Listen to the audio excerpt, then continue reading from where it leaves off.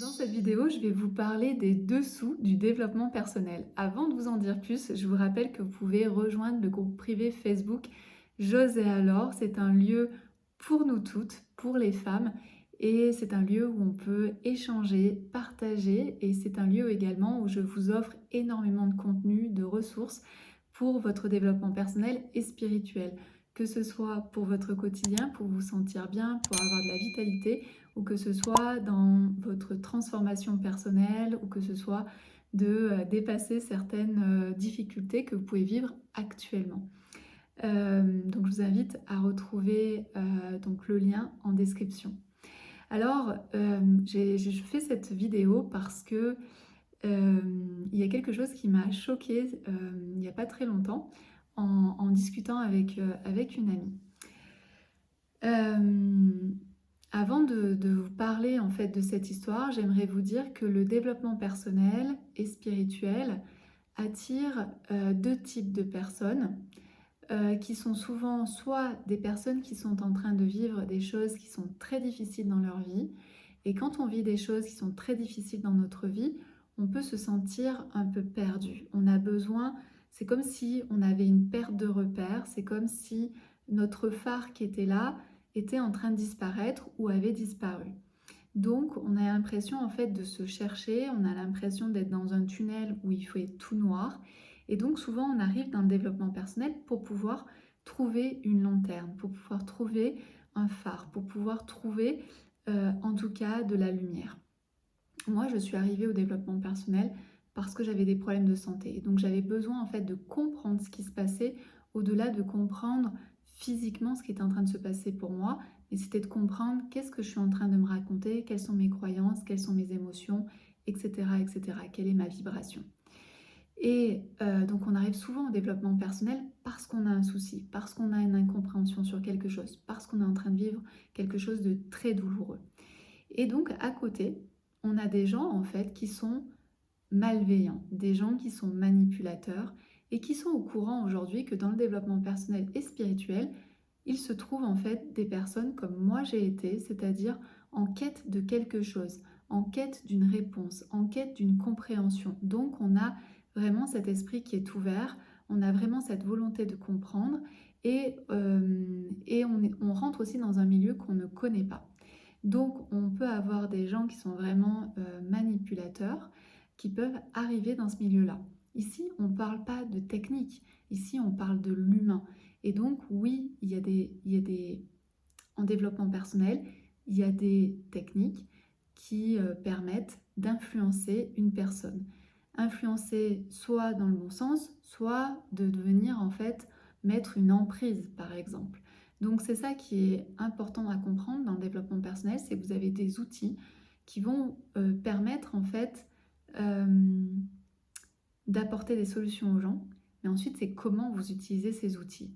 Donc si vous les utilisez mal, si vous les utilisez en mode manipulation, effectivement les gens que vous allez avoir en face de vous, vous allez pouvoir les manipuler comme vous en avez envie, surtout que ce sont des gens comme moi je l'ai été, qui étaient en difficulté, en recherche de réponses.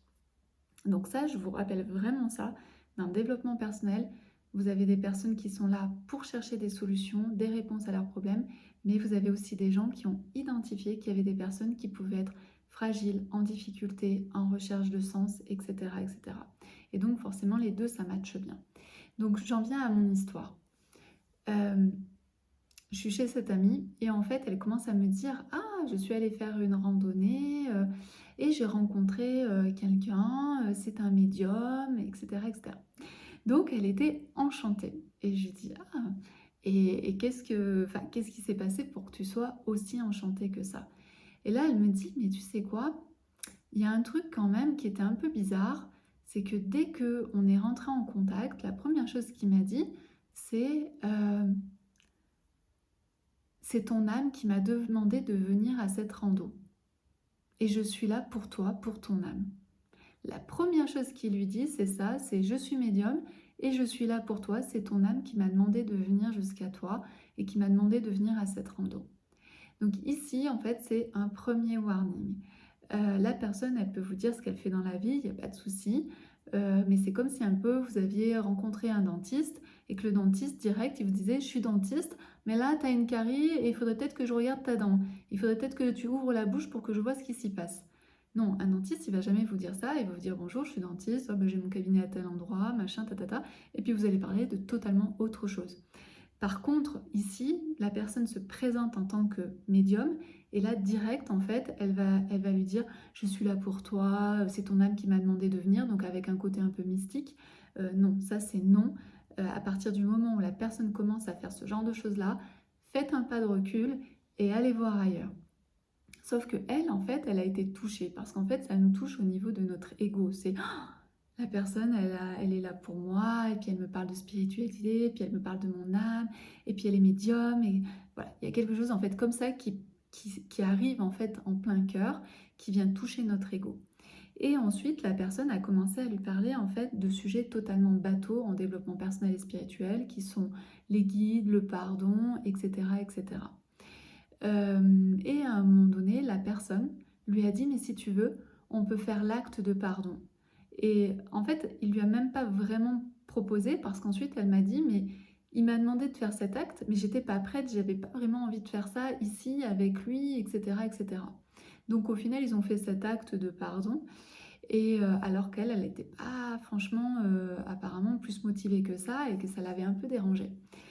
Et là, c'est pareil, si vous avez quelqu'un qui vous fait quelque chose alors que ce n'est pas demandé, ne le faites pas, prenez un pas de recul, éloignez-vous. Et ensuite, il a commencé à lui raconter des trucs sur son futur, sur son lendemain, sur pourquoi elle était faite, etc. Et donc, en fait, à la fin, elle a fini finalement à être sous son emprise.